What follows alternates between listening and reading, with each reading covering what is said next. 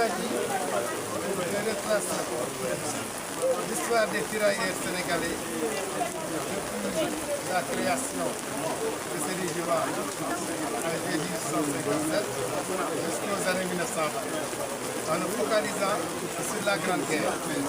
Mais cet ouvrage est le produit d'une co-construction entre deux équipes de chercheurs, une équipe française et une équipe sénégalaise. Il s'agissait de mettre le focus, l'accent sur l'engagement des tirailleurs durant la Grande Guerre, notamment au niveau des théâtres d'opération invisibilisés. Il s'agissait donc de construire une mémoire locale, la Picardie, mais aussi une mémoire globale, en ce sens que ces tirailleurs ont été engagés dans différents théâtres d'opération.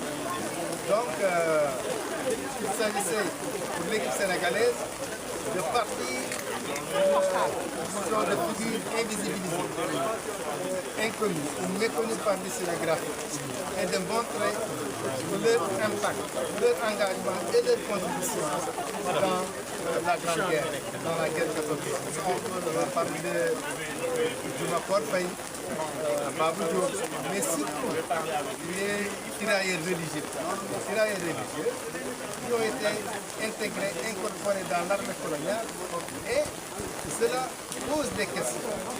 Qu'est-ce qui peut pousser un chef religieux à enrôler leur propre fils dans l'armée coloniale? Quel était le but? Quel était l'objectif de cette démarche?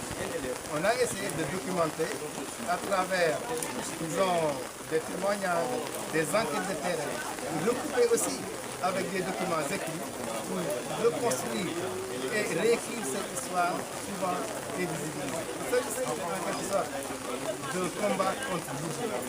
Parce qu'au plus profond de l'oubli, ces gens se sont engagés dans les différents théâtres d'opération pour, de manière significative, contribuer à la défense du monde libre, à l'émergence de la démocratie et à la défense aussi de la liberté.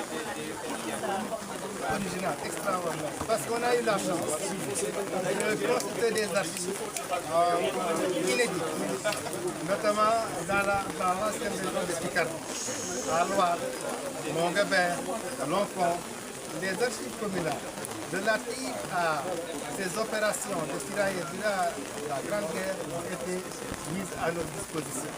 Ensuite, on a travaillé avec la Société historique de Soissons, avec l'Université d'Amiens, et on a croisé le regard français, mais aussi construit notre narratif à partir de nos institutions locales.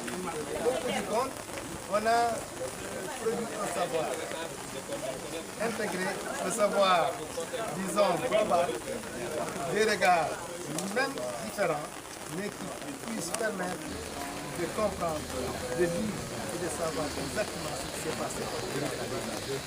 Donc c'est une expérience originale, une aventure scientifique magnifique. Où des chercheurs français se sont croisés à des chercheurs sénégalais. On a eu des doctorats, on a intégré dans l'équipe. On les a amenés en France, ils ont exploré les sources, on a croisé, et au bout du compte, on a produit un savoir original qui permet de comprendre et de savoir cette séquence historique majeure de notre histoire, longtemps méconnue par les Sénégalais.